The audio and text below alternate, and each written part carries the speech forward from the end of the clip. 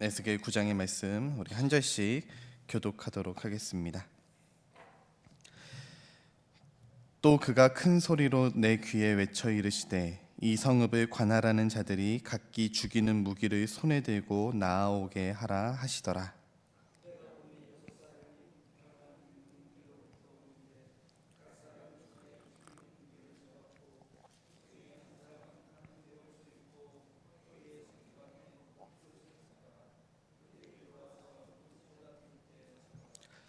그룹에 머물러 있던 이스라엘 하나님의 영광이 성전 문지방에 이르더니 여호와께서 그 가는 베옷을 입고 서기관의 먹그릇을 찬 사람을 불러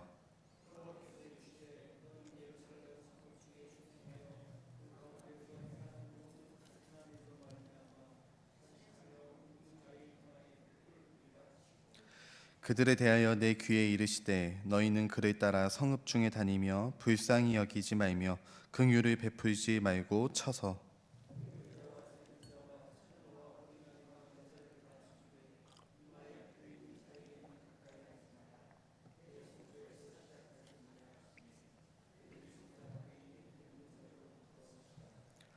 그가 또 그들에게 이르시되 너희는 성전을 더럽혀 시체로 모든 뜰에 채우라.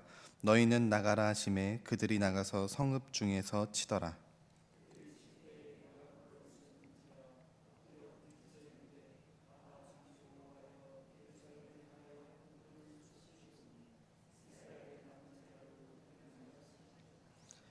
그가 내게 이르시되 이스라엘과 유다 족속의 죄악이 심히 중하여 그 땅에 피가 가득하며 그 성읍에 불법이 찼나니 이는 그들이 이르기를 여호와께서 이 땅을 버리셨으며 여호와께서 보지 아니하신다 함이라.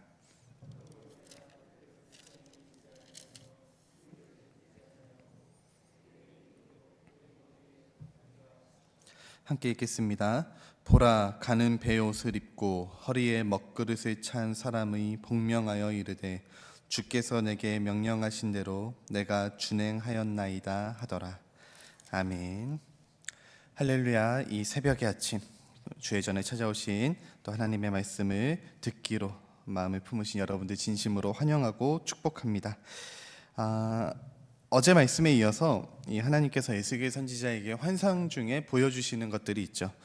어제는 이제 이 남유다 이스라엘이 왜 멸망하게 되는지 그 이유에 대해서 말씀해 주셨다면은 오늘은 그 심판의 장면이 어떻게 시작되는지 또 하나님께서 어떻게 심판하시는지에 대한 모습을 환상으로 보여주고 있습니다.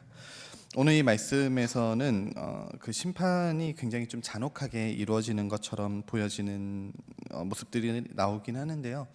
그 가운데서도 하나님께서는 잔혹한 심판 가운데에 긍휼을 베푸시고 또 구원하시는 자들이 있다라는 사실을 알 수 있죠.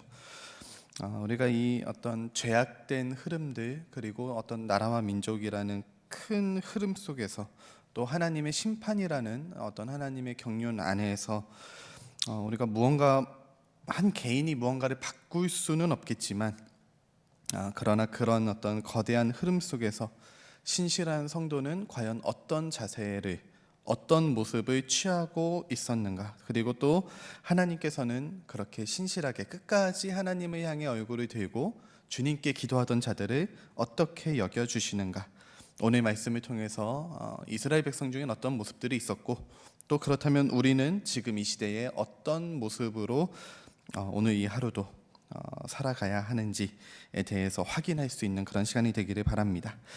1절 말씀부터 보게 되면은 또 그가 큰 소리로 내 귀에 외쳐 이르시되 이 성읍을 관할하는 자들이 각기 죽이는 무기를 손에 들고 나아오게 하라 하시더라 말씀하고 있습니다. 하나님께서 에스겔의 귀에다 대고 야 하면서 큰 소리를 외친 건 아니겠죠. 그만큼 에스겔이 느끼기에 아주 큰 소리로 하나님께서 누군가를 부르고 계신다는 모습을 볼 수 있습니다. 누구를 부르시냐면은 무기를 손에 가진 자들을 부르십니다. 근데 이들이 누구냐고 설명하고 있냐면 이 성읍을 관할하는 자들이다라고 이렇게 표현을 하고 있죠. 지금 이제 이 정황상으로 봤을 때 민족의 지도자들은 지금 하나님의 명령을 들을 만한 좀 정상적인 상태가 아니었습니다. 우상숭배에 빠져 있는 자들이 실제로 이 성읍을 관할하는 자들이었습니다. 그렇기 때문에 이 하나님께서 이 환상 중에 부르셨던 이 자들에 대해서는 우리가 하나님께서 이 예루살렘 땅에서 다스리라고 하나님이 보내놓으신 천사들을 부르신 것이 아닐까, 그렇게 추측을 해볼 수 있겠죠. 하나님의 명령대로, 또 하나님께서 원하시는 대로 지금 무기를 손에 들고 이 예루살렘 성전 가운데로 오는 자들이 있습니다. 환상 중에서는 이 천사들을 부르신 것처럼 묘사되고 있지만 실제 역사 가운데서는 하나님께서 누구를 부르시죠? 바벨론 군대를 부르십니다. 하나님께서 특별히 이제 또 북쪽으로부터, 북문으로부터 이렇게 오는 걸로 이렇게 묘사를 하고 있는데, 북쪽에서 바벨론 군대들이 몰려오기 시작하죠. 그래서 북쪽부터 침략되어지는 그런 모습들을 이미 환상 중에 먼저 상징적으로 보여주고 계셨다는 사실을 알 수 있습니다. 하나님의 천사든 바벨론 군대로 하나님 실제로 그렇게 사용하셨든지, 중요한 것은 하나님께서 부르셨고 심판의 도구로서 사용하셨으며 결국엔 이스라엘을 멸망시키셨다는 사실입니다. 이 6사람이 무기를 들고 나옵니다. 방금 말씀드렸듯이 북향한 윗문길로부터 이제 성전을 향해 오게 되는데요. 어제 말씀을 우리가 좀 기억해 보면은 북향한 윗문에 어떤 것이 있었냐면 아세라 목상이 있었습니다. 이 아세라 목상, 하나님의 영광을 밀어내고 그 자리를 차지하고 있던 이 가나안 땅의 우상, 이 아세라 목상을 지나서 또 이제 북쪽으로 이렇게 오다 보면은 북문 앞에 어떤 것이 있었냐면 담무스를 위해 애곡하던 여인들이 있었습니다. 그러니까 이들도 이렇게 하나님의 심판하는 자들이 몰려오는 것을 본 것처럼 지금 환상 중에는 묘사를 하고 있는 것이죠. 그렇게 이제 성전 북문 쪽, 북쪽으로 해가지고 성전 안쪽까지 들어오게 됩니다. 근데 이 6사람 말고 한 사람이 더 등장을 하게 되는데요. 이 한글 성경으로는 6 중에 1명인 것처럼 번역하고 있지만 이제 원어로 보게 되면 한 사람이 더 등장하는 걸로 이렇게 표현하는데 크게 중요하지는 않습니다. 다만 이 무기를 들고 심판하는 사람이 있었고, 다수의 사람들이 있었고, 한 사람은 다른 모양을 가진 채로 등장합니다. 2절 후반부에 보면 이렇게 표현하고 있어요. 그 중에 한 사람은 가는 베옷을 입고 허리에 서기관의 먹그릇을 찼더라. 여기서 가는 베옷이라는 히브리어 원어를 보게 되면은 이 빠띠미라는 이 복수어로 썼는데, 이거 크게 중요하지 않으니까 그냥 대충 들으세요. 빠띠미라는 단어를 썼는데, 이 빠드라는 원형의 단어가 성경에 어디에 등장하게 되냐면은 이 19번 등장을 하는데 흰색 세마포 옷으로 번역이 됩니다. 그러니까 여기서 말하는 베옷이 흰색 세마포 옷과 같은 단어로 쓰였다는 거예요. 구약에서 흰색 세마포 옷을 입었던 사람들이 어떤 사람들이었냐면 제사장들이 이 옷을 입었던 사람들입니다. 그리고 이 빠띠미라는 단어로 동일하게 쓰였던 성경이 한 군데가 더 있는데, 어디에서 쓰였냐면 다니엘 10장에서 이 빠띠미의 옷을 입은 사람이 등장을 하는데, 이 사람이 누구였냐면은 이 다니엘 10장에서는 성육신 하기 전에 그리스도를 의미하고 있습니다. 다시 말하자면 지금 에스겔의 환상 중에 나타나고 있는 이 흰 베옷을 입은 사람이 등장하는 이 사람이 성육신하기 전에 그리스도, 하나님의 아들 예수 그리스도의 역할을 같이 하고 있다로 이렇게 해석할 수 있습니다. 이 서기관의 먹그릇을 찬 사람, 지금 이 하나님의 아들로서 성육신하기 전에 그리스도로서 오는 견해가 있다는 거예요. 중요한 건 이 사람이 하는 역할이 중요하겠죠. 이 3절 말씀을 우리가 먼저 좀 보게 되면은 이 3절에는 하나님의 영광이 머물러 있던 그룹 위에서 하나님의 영광이 성전 문지방에 이르렀다라고 이렇게 표현하고 있는데요. 이 그룹은 언약궤 위, 이제 하나님의 임재가 가장 충만히 임했다라고 알려져 있는 언약궤 위쪽에 양쪽 천사들의 모양이 있습니다. 이게 이제 하나님을 호위하는 천사인 그룹을 상징하는, 이 그룹을 이제 그 언약궤 위에도 이제 만들어 놨었는데요. 이곳에서 하나님의 영광이, 하나님의 가장 거룩하고 가장 지극했던 영광이 있어야 되는 그곳에서 지금 성전 문지방으로 옮겨지는 모습을 보여주고 있습니다. 이제 어제 말씀과 이어서 생각해 보면은 하나님의 영광이 이제 이스라엘의 예루살렘을 떠나는 모습으로 볼 수 있죠. 이때 떠나면서 하나님께서 아까 전에 말씀드렸던 세마포 옷을 입은 그 사람, 먹그릇을 찬 그 사람을 부르십니다. 그러면서 4절 말씀에 이렇게 말씀하고 있습니다. 너는 예루살렘 성읍 중에 순행하여 그 가운데서 행하는 모든 가증한 일로 말미암아 탄식하며 우는 자의 이마에 표를 그리라. 이마에 표를 그리라고 명령을 하셨습니다. 이마에 표를 받는 표현에 대해서 우리가 성경에서 몇 가지 사건을 좀 생각해 볼 수 있는데요. 가장 유명한 사건이 있다면은 이 요한계시록에 나와 있는 이마에 표를 받은 자들이 등장을 하죠. 뭐 안 좋은 쪽으로는 짐승의 표를 받은 자들이 등장을 하고, 또 이제 좋은 쪽으로는 이 어린 양의 이름과 하나님의 이름으로 인 맞은 자들도 등장을 합니다. 이게 지금 뭐 저기 신천지가 이거를 이 이미지를 다 이제 나쁘게 이렇게 훼손시켜놔서 그렇지, 이 14만 4천 명이 굉장히 거룩하고 또 상징적으로 하나님의 선한 민족, 선한 백성으로 이렇게 알려져 있었으나 뭐 어쨌든 이 14만 4천 명 이마에 하나님의 인을 맞은 그런 하나님의 표식을 가진 14만 4천 명은 하나님의 심판을 면하고 하나님의 온전한 구원을 이루게 되죠. 또 이렇게 뭔가 표식을 통해서 하나님의 구원을 이루어냈던, 하나님의 구원을 받았던 자들이 구약에서도 등장을 하는데, 우리가 잘 알고 있는 출애굽 마지막 때, 이제 출애굽 재앙 마지막 때에 양의 피를 문설주에 바른, 문설주 이제 집에 바른 사람들에게는 이 죽음의 권세가 넘어갔던, 유월되었던 이 유월절 사건이 아주 유명하게 우리가 기억할 수 있습니다. 그러니까 지금 하나님께서 부르신 이 한 사람으로 인하여서 이스라엘 가운데 심판이 임하게 될 텐데, 그 심판 중에 구원받을 자들에게 이마의 표식을 해주신다는 이야기입니다. 근데 이 이마의 표식을 받는 사람들이 어떤 사람인가? 하나님께서는 이제 예루살렘 성읍 중에 순행하면서 꼼꼼히 살펴보라고 말씀하시죠. 꼼꼼히 살펴보면서 어떤 자들을 찾아야 될까? 어떤 자들에게 이마의 표식을 줘야 될까? 이렇게 말씀하고 있는데요. 어떤 자들이냐면 모든 가증한 일 때문에 탄식하며 우는 자들입니다.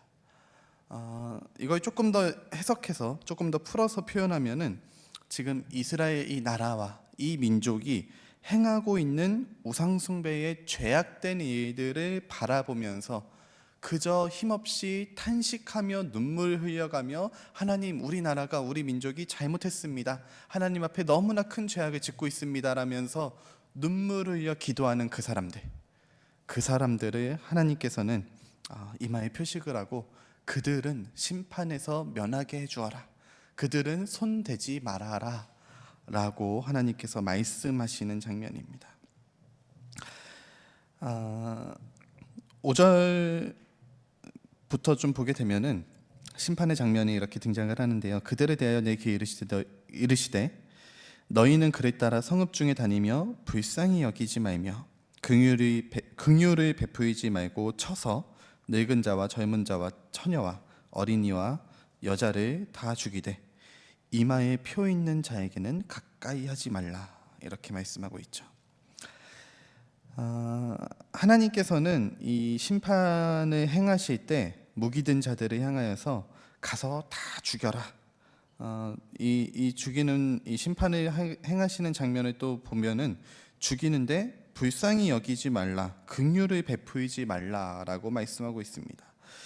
이 말씀을 우리가 좀 잘 유추해 보면은 심판이 실제로 일어날 때 어떤 모습이었을까 조금 상상을 해보면은, 아마도 이스라엘 백성들이 실제로 이제 자기들이 죽어나가고 심판이 막 펼쳐지는 모습을 보면서 그제서야 하나님, 저희가 잘못했습니다, 하나님, 저희가 죽을 죄를 지었습니다, 하나님 용서해 주세요 라면서 회개하는 사람들이 있었을 것을 좀 유추해 볼 수 있습니다.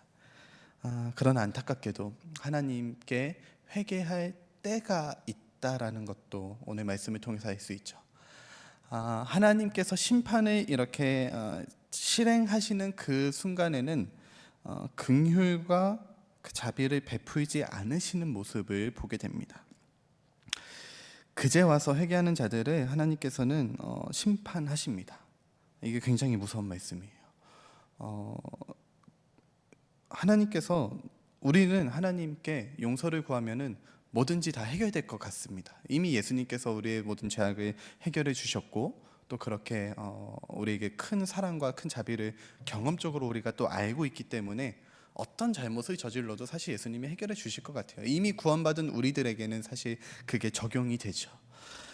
그러나 하나님이 이 땅 가운데에 특별히 이제 예루살렘 가운데 지금 심판의 모습을 행하시는 그때에 심판이 실행되어지는 그때는 회개하기에 늦었다라고 에스겔을 통해서 또 말씀해 주고 있습니다.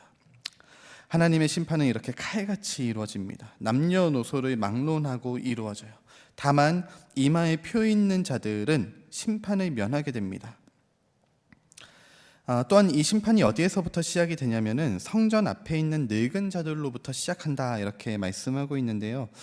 나이 드신 분들도 서럽게 또 늙은 자들부터 죽인다 그러면 또 좀 그렇잖아요. 근데 이 단어를 또 원어로 좀 보게 되면은 이 늙은 자들이 그냥 늙은 자들이 아니라 장로들을 의미합니다. 이러면 또 우리 장로님들 또 서운하잖아요.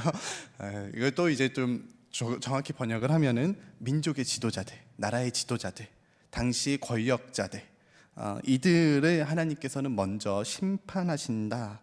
실제로 이 바벨론이 쳐들어왔을 때에 포로로 끌고 간 사람들, 이제 권력자들 중에 포로로 끌고 간 사람들도 많았지만 그 가운데 굉장히 비참한 죽음을 맞이했던 사람들이 훨씬 많았습니다. 그렇게 하나님께서는 이 민족의 지도자들부터 권력자들부터 심판하시면서 하나님의 심판을 실행하시겠다 말씀하고 있어요. 그리고 이제 심판의 장소가 어디서부터 시작되는가? 하나님의 성전에서부터 시작한다라는 사실을 알 수 있습니다.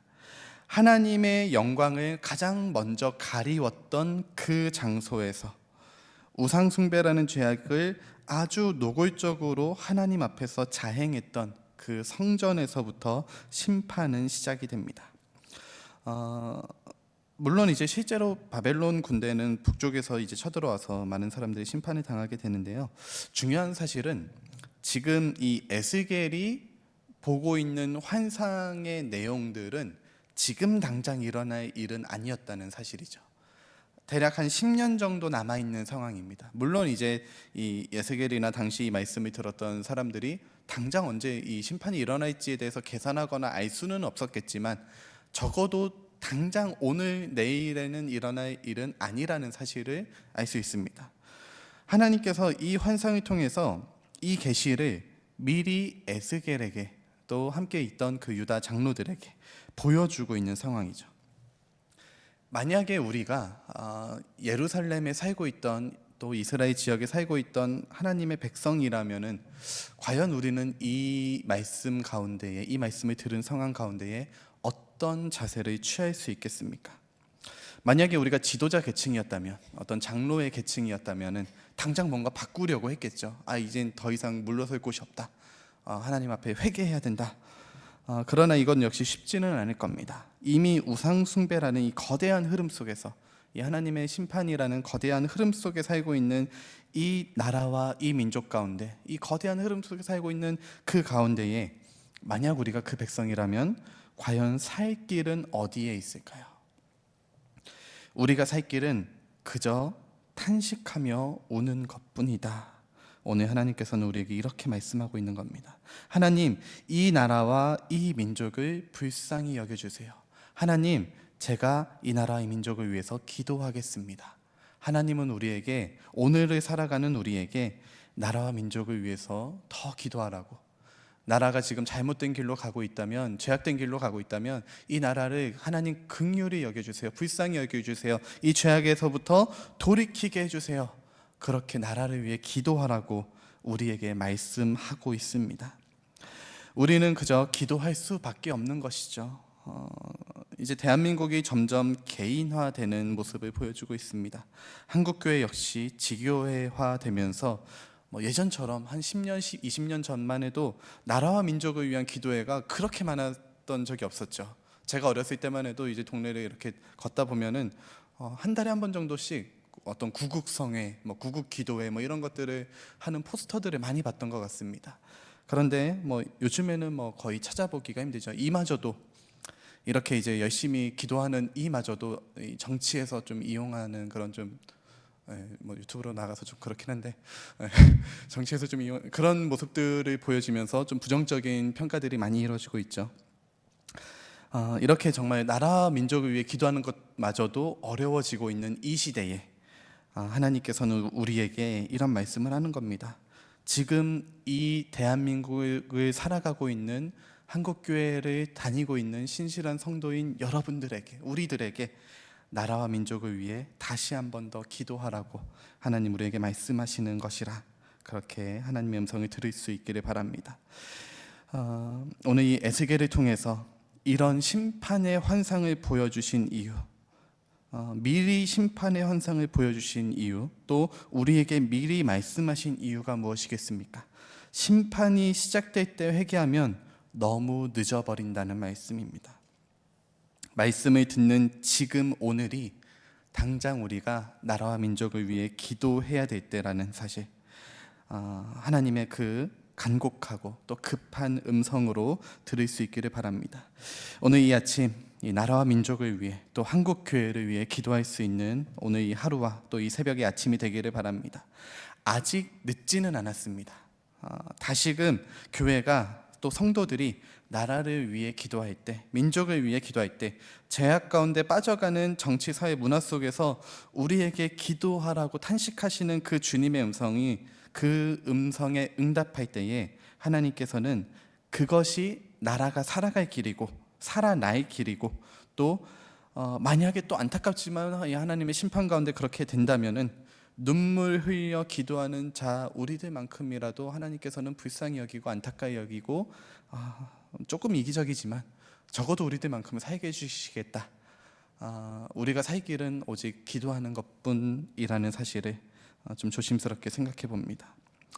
결국은 우리가 이 예수 그리스도께서 다시 오시는 종말의 때를 향해 흘러가는 거대한 어떤 하나님의 역사 속에 살아가고 있는 한 사람으로서 끝까지 기도하며 하나님의 참 구원과 평안을 누릴 수 있는 이 자리에 모인 저와 여러분 될 수 있기를 주님의 이름으로 축복합니다. 함께 기도하겠습니다.